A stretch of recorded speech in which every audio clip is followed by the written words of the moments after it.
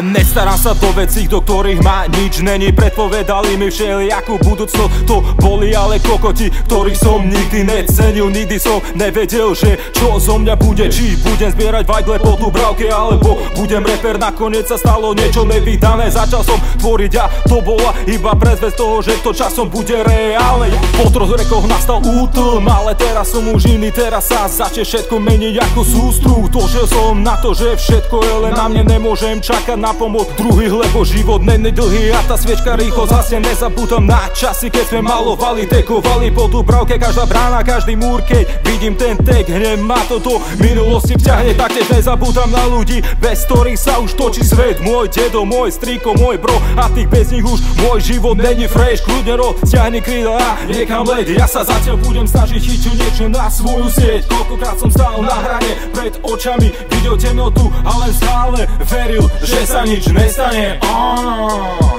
Čo to robíte? Čo máš pri sebe?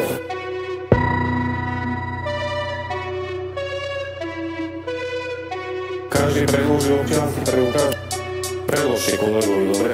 Kolegovi nadiktujte dobre vaše údaje.